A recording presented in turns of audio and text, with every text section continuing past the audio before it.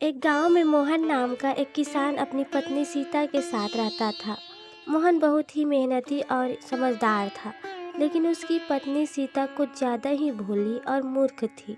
उसकी हरकतों से मोहन कई बार परेशान हो जाता था। एक दिन मोहन ने अपनी पत्नी से कहा, मैं खेत पर जा रहा हूँ, तुम घर का ध्यान रखना। जी आप चिंता न करें, मैं किसी को भी अंदर नहीं आने दूंगी। मोहन खेत चला गया और सीता घर पर अकेली कुछ सोचने लगी। कुछ देर बाद मोहन के घर के सामने एक साधु आया और बोला, भगवान के नाम पर भिक्षा दे दो। सीता ने जब यह आवाज़ सुनी तो वह दरवाजे के पास आकर बोली, माफ़ करना बाबा, मुझे पति ने बोला है कि दरवाज़ा बंद रखना, खोलना नहीं है। साधु चालाक था, उसने कहा, लेकिन बेटी, मैं कोई साधारण इंसान नहीं हूँ, मैं तो भगवान का दूत हूँ। अगर तुमने मेरी सेवा की तो तुम्हारे घर में धन की वर्षा होगी। सीता यह सुनकर खुश हो गई और सोचने लगी, अगर साधु भगवान का दूत है तो इसे अंदर बुलाने में कोई बुराई नहीं है। सीता ने दरवाज़ा खोल दिया और साधु को अंदर बुला लिया।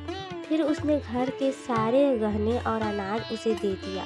साधु खुशी खुशी सब लेकर चला गया। शाम को जब मोहन घर लौटा तो देखा कि घर खाली पड़ा है। उसने सीता से पूछा, यह घर इतना खाली खाली क्यों लग रहा है? घर का सारा सामान कहाँ गया?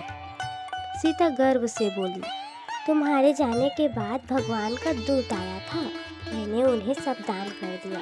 अब देखना, हमारे घर में धन की वर्षा होगी और हम अमीर हो जाएंगे। मोहन यह सुनकर अपना माथा पकड़ के बैठ गया।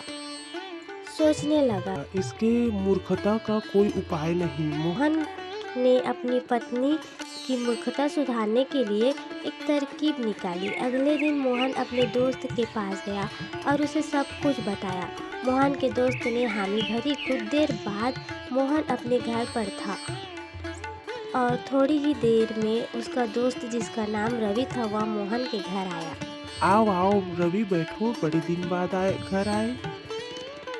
हाँ यार, काम ही ऐसा आ पड़ा है कि तुम्हारे घर आना पड़ा। अच्छा, कौन सा काम आ पड़ा है? तुमने सुना है गांव में क्या बातें हो रही है? नहीं तो क्या बातें हो रही है, बताना जरा। अरे हमारे गांव में चमत्कार हो रहा है। जो कोई भी अपने घर के सारे सामान को रात को उलट कर रखेगा, उसके घर में धन की वर्षा होगी। क्या सच में? और नहीं तो क्या। सोचा तू बचपन का दोस्त है तो बता दूं, तेरा भी फायदा हो जाएगा। अच्छा किया जो तूने बता दिया। इस सब बातों को मोहन की पत्नी सुन रही थी। रवि चला गया और साथ में मोहन भी। थोड़ी देर बाद रात हो गई। रात को सीता ने पूरे घर के सामान को उल्टा कर दिया। उल्टे बर्तन, खाट उल्टी, यहाँ तक कि चावल की बोरी को भी उल्टा कर दिया। मोहन रात को घर आया और सब सामान को देखकर भी अनदेखा कर सो गया। अगली सुबह मोहन उठा तो देखा सीता उदास बैठी थी। उसने सीता से पूछा, क्या हुआ? आपके दोस्त ने तो बोला था कि अगर रात को घर के सामान को उल्टा कर रख देंगे तो धन की वर्षा होगी, पर यहाँ तो एक फूटी कौड़ी भी नहीं गिरी। तुम बहुत भोली हो सीता, सबकी बातों में आ जाती हो। ऐसा कुछ नहीं होता। लोगों का क्या है, ठगने के लिए कुछ भी बोल देंगे, पर हमें अपने दिमाग से काम लेना चाहिए। हर किसी की बातों में नहीं आना चाहिए। मैं समझ गई जी, अब मैं कुछ भी मूर्खतापूर्ण कार्य नहीं करूँगी। मैं हर काम को सोच समझ कर ही करूँगी। किसी के भी बातों में बिना सोचे समझे नहीं आना चाहिए।